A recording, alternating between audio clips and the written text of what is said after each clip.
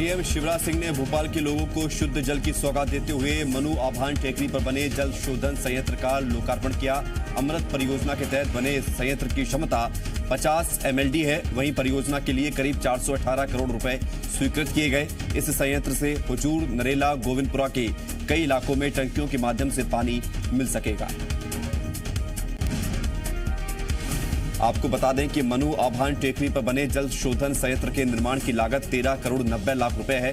इसके साथ जल शोधन संयंत्र से संबंधित करबला पर बने इंटेक वेल और पंप हाउस निर्माण की लागत 5.5 करोड़ रुपए है। रॉ वाटर राइजिंग मैन बिछाने की लागत 12 करोड़ 10 लाख रुपए है। छत्तीसगढ़ विधानसभा के मानसून सत्र के दूसरे दिन आज नेता प्रतिपक्ष धर्मलाल कौशिक ने प्रश्नकाल में PWD में जूनियर अधिकारियों को जिम्मेदारी देने और सीनियर्स को दरकिनार किए जाने का मुद्दा उठाया, जिस पर PWD मंत्री ताम्रध्वज साहू ने कहा कि जहां जिसकी जरूरत होती है वहां उससे काम लिया जाता है।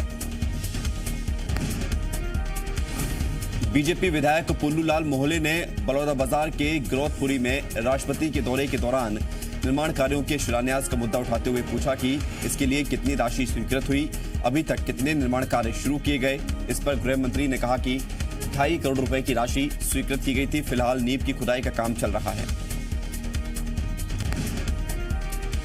पुरी में शहीद हुए मनीष विश्वकर्मा का आज राजगढ़ में अंतिम संस्कार किया जाएगा। आज जैसे ही उनका पार्थिव शरीर राजगढ़ पहुंचा, वीर सपूत के अंतिम दर्शन के लिए सड़कों पर जन सैलाब उमड़ पड़ा।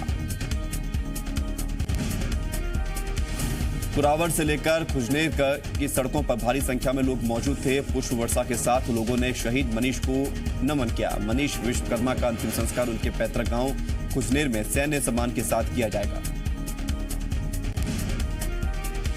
शहीद मनीष विश्वकर्मा को आज भोपाल में भी श्रद्धांजलि दी गई। सीएम शिवराज सिंह चौहान ने आज उन्हें श्रद्धांजलि दी।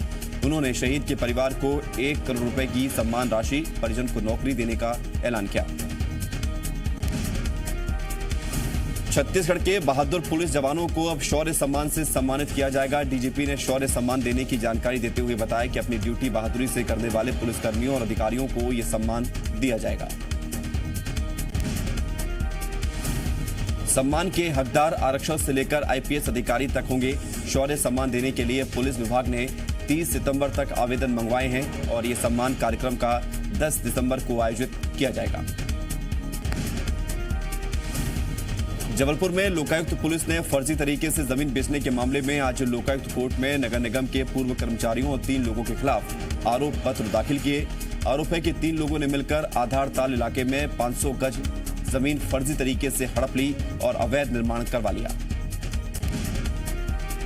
लोकायुक्त पुलिस ने पूरे मामले की जांच की तो निगम अधिकारियों के नाम भी सामने आए, जिसके बाद लोकायुक्त कोर्ट ने नए सिरे से जांच करके आरोप पत्र प्रस्तुत करने के आदेश दिए थे।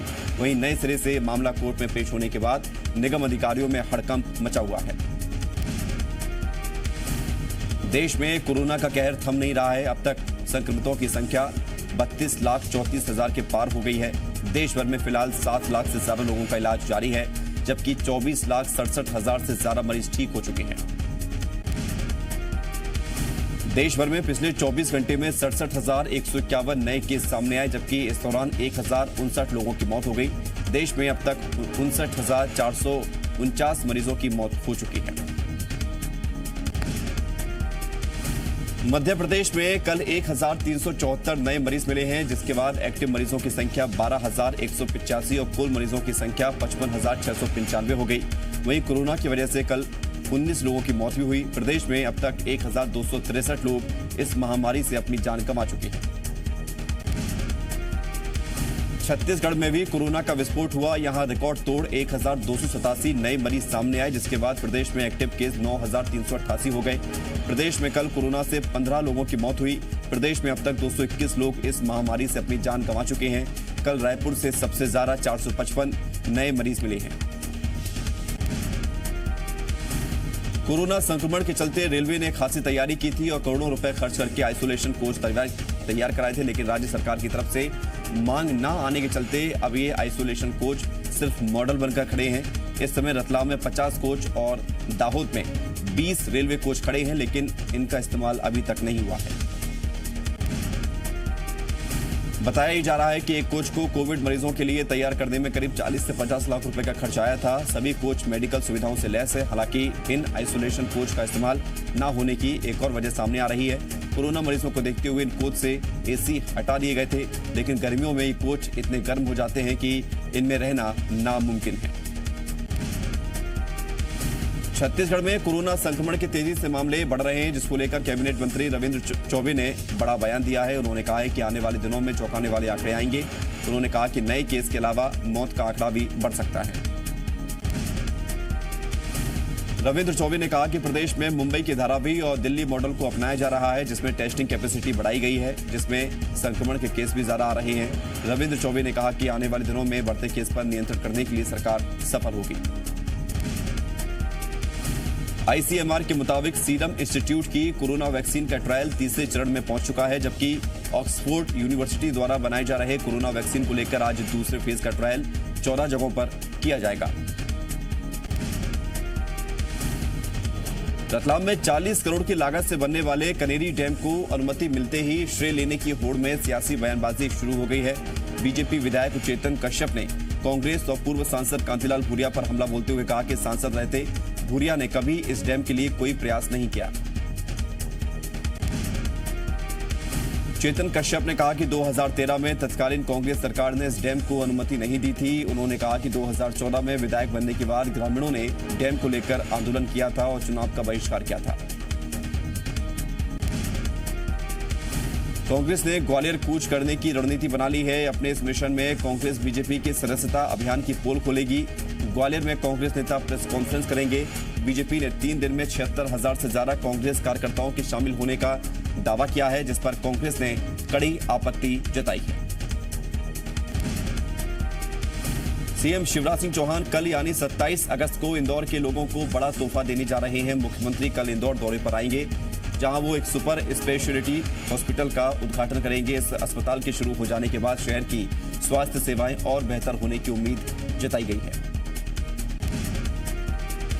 उद्घाटन से पहले मंगलवार को मंत्री तुलसी सिलावट ने अस्पताल का दौरा किया और व्यवस्थाओं का जायजा लिया। इस मौके पर सांसद शंकर लालवानी, संभाग कमिश्नर, कलेक्टर भी मौजूद रहे।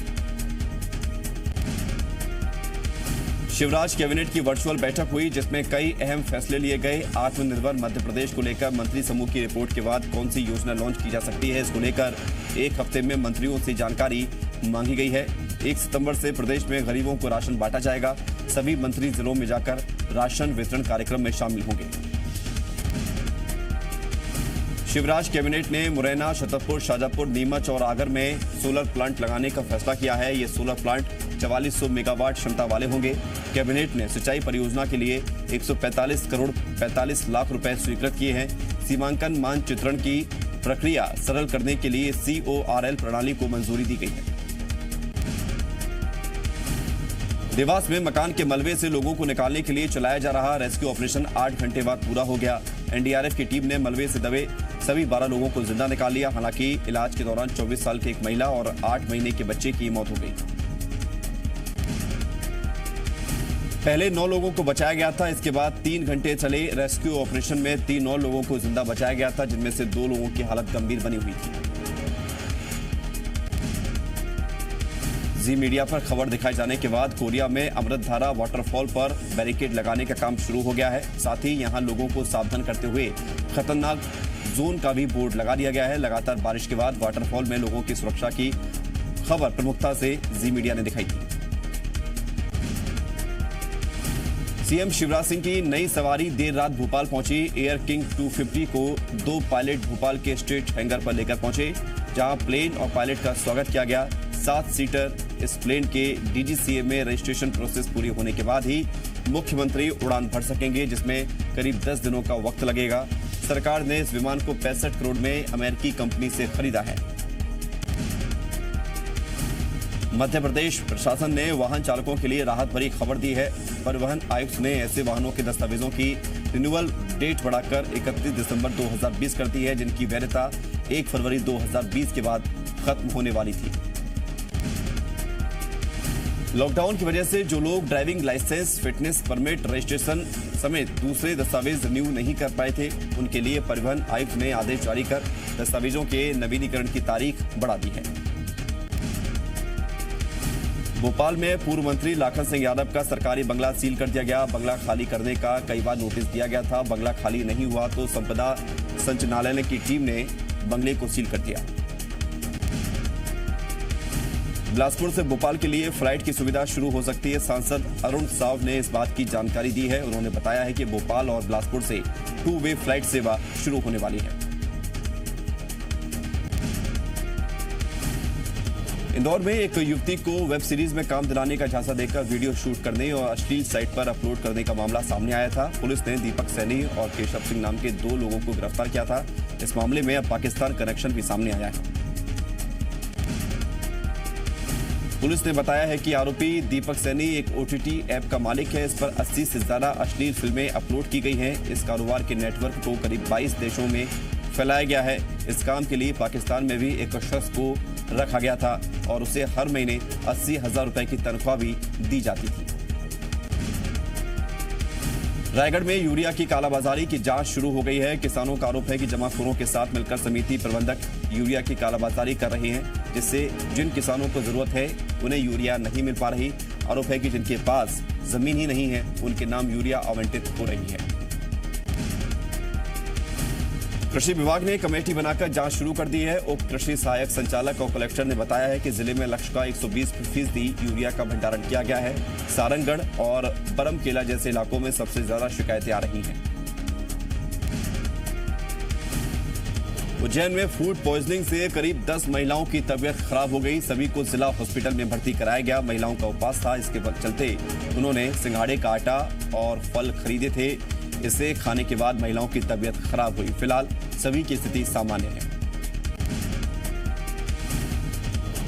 पुलिस ने इस मामले में एफआईआर दर्ज कर ली है और जांच जारी है। महिलाओं ने जहां से सिंघाड़े का आटा लिया था वहां पहुंचकर खाद्य विभाग की टीम ने सैंपल लिया है और जांच के लिए भेज दिया है।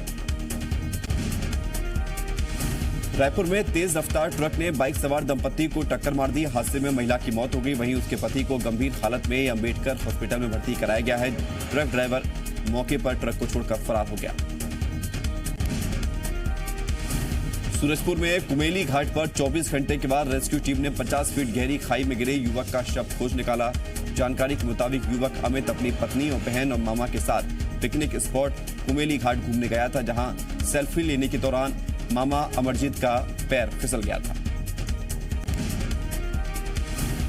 मामा को खाई में गिरते देख अमित ने उसे बचाने की कोशिश की, पर दोनों खाई में भरे पानी में गिर गए। आसपास मौजूद लोगों ने अमरजीत को बचा लिया, लेकिन अमित का पता नहीं चला। आज अमित का शव मिल पाया है। होशंगाबाद में आधुनिक सुविधाओं से लैस प्रदेश का पहला बाल हितैषी कोर्ट का शुभारंभ हुआ, जहां खिलौने से लेकर बच्चों के मनोरंजन की हर चीजें उपलब्ध हैं। इस कोर्ट में वो बच्चे रहेंगे जिनके साथ आपराधिक घटनाएं हुई हैं। परिसर में बनी बिल्डिंग में खाने से लेकर बच्चों के मनोरंजन तक सभी सुविधाएं उपलब्ध हैं। इस कोर्ट का हाईकोर्ट के मुख्य न्यायाधीश अजय कुमार मित्तल ने ऑनलाइन लोकार्पण किया। जिला जज चंद्रेश्वर कुमार खरे ने बताया कि हाईकोर्ट के चीफ जस्टिस के निर्देश पर प्रदेश का पहला चाइल्ड फ्रेंडली कोर्ट बना है। देवास के जिला जज योगेश कुमार गुप्ता ने अपने आवास को गणेश संग्रहालय के रूप में विकसित किया। घर के अंदर प्रवेश करने के साथ ही भगवान गणेश की मूर्तियों का संग्रह देखने को मिलता है। घर में जहां भी नजर जाती है चारों तरफ भगवान गणेश ही नजर आते हैं। कोरबा में गणेश चतुर्थी के अवसर पर जिला पुरातत्व संग्रहालय के हरि सिंह क्षत्री ने अनोखे अंदाज में भगवान गणपति की मूर्ति का पेंसिल की लेड पर बनाया है। क्षत्री ने पेंसिल की लेड के साथ चौक से भी मूर्तियां बनाई हैं। जी मीडिया के खुलासे पर अंडरवर्ल्ड डॉन दाऊद इब्राहिम और उसका सबसे करीबी व्यक्ति छोटा शकील दोनों बहुत परेशान हैं। पाकिस्तानी अभिनेत्री से दाऊद के रिश्तों पर जी मीडिया के खुलासे से दाऊद परेशान है। उसने छोटा शकील से बात की है। दाऊद की गर्लफ्रेंड महविश हयात भारत और कश्मीर को लेकर दुष्प्रचार भी करती है। दाऊद इब्राहिम की शय पर महविश हयात को जब मौका मिला इमरान खान सरकार को खुश करने के लिए कश्मीर पर बयानबाजी की। कश्मीर मुद्दे पर ट्विटर पर महविश हयात ने भारत के खिलाफ कई बार जहर उगला है।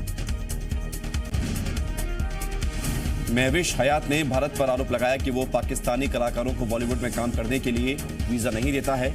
महविश ने पाकिस्तानी कलाकारों को बॉलीवुड में काम नहीं करने की भी अपील की थी। जेडीयू नेता केसी त्यागी ने कहा है कि जिस तरह अमेरिका ने पाकिस्तान में छिपे आतंकी ओसामा बिन लादेन का खात्मा किया, उसी तरह की कार्रवाई आतंकी दाऊद इब्राहिम के खिलाफ होनी चाहिए। उन्होंने कहा कि दाऊद के पकड़ने या मारने के लिए अमेरिका को भारत की मदद करनी चाहिए। पुलवामा आतंकी हमले के 18 महीने बाद एनआईए ने जम्मू की विशेष अदालत में 15,000 पन्नों की चार्जशीट दायर की। एनआईए की चार्जशीट में जैश ए मोहम्मद के चीफ मसूद अजहर समेत 19 आतंकियों के नाम हैं। चार्जशीट में मसूद अजहर के साथ उसके 2 रिश्तेदार अब्दुल रऊफ और अम्मार अलवी को मुख्य साजिशकर्ता बताया गया। एनआईए की चार्जशीट के मुताबिक हमले की साजिश पाकिस्तान में तैयार की गई थी। हमले में शामिल जैश के आतंकियों ने अफगानिस्तान में अलकायदा और तालिबान के कैंपों में ट्रेनिंग ली थी। एनआईए ने बताया है कि हमला 6 फरवरी 2019 को होना था, लेकिन बर्फबारी की वजह से उस दिन नेशनल हाईवे बंद था। सुशांत सिंह राजपूत केस में नया मोड़, ड्रग एंगल से हुई मौत के आरोपों की जांच एनसीबी यानी नारकोटिक्स कंट्रोल ब्यूरो करेगा। ब्यूरो के डीजी राकेश अस्थाना ने मंजूरी दी। सूत्रों के मुताबिक प्रवर्तन निदेशालय ने रिया चक्रवर्ती के कुछ व्हाट्सएप चैट सीबीआई और नारकोटिक्स कंट्रोल ब्यूरो को सौंपे हैं। रिया चक्रवर्ती के व्हाट्सएप चैट से ड्रग्स की साजिश होने का शक है। सीबीआई की टीम ईडी के साथ मिलकर रिया के फोन का डेटा विश्लेषण कर रही है। ईडी ने पूछताछ के दौरान रिया चक्रवर्ती और उनके परिवार के फोन और लैपटॉप जब्त किए थे। कांग्रेस की अंतरिम अध्यक्ष सोनिया गांधी आज कांग्रेस शासित प्रदेशों के मुख्यमंत्रियों के साथ बैठक करेंगी। ऑनलाइन बैठक में पश्चिम बंगाल की मुख्यमंत्री ममता बनर्जी, झारखंड के सीएम हेमंत सोरेन और महाराष्ट्र के सीएम उद्धव ठाकरे भी होंगे। बैठक में राज्यों का बकाया जीएसटी, नीट और जेईई परीक्षा के मुद्दे पर भी चर्चा होगी। सुप्रीम कोर्ट की आपराधिक अवमानना केस में दोषी वकील प्रशांत भूषण की सजा पर सुप्रीम कोर्ट ने फैसला सुरक्षित रख लिया है। सुप्रीम कोर्ट ने कहा कि प्रशांत भूषण को माफी मांगने का मौका दिया गया था, लेकिन गलती हमेशा गलती होती है और ये बात व्यक्ति को खुद ही महसूस करना चाहिए। पंजाब नेशनल बैंक घोटाले के मुख्य आरोपी भगोड़े नीरव मोदी की पत्नी एमी के खिलाफ इंटरपोल ने रेड कॉर्नर नोटिस जारी किया है। प्रवर्तन निदेशालय के अनुरोध पर यह नोटिस जारी हुआ है। 2018 में पीएनबी घोटाले का खुलासा होने के बाद एमी मोदी देश छोड़कर भाग चुकी हैं। नीरव मोदी इस वक्त लंदन की जेल में बंद है। पाकिस्तान के शहर कराची में मंगलवार को भारी बारिश के बाद सड़कें पानी में डूब गईं। सड़कों पर घुटनों तक पानी भर गया, गाड़ियां जहां तहां फंस गईं। पिछले महीने बारिश की वजह से कराची में 8 लोगों की मौत हो गई थी। मौसम विभाग ने सिंध और बलूचिस्तान में शहरों में बारिश की बाद बाढ़ की चेतावनी दी है।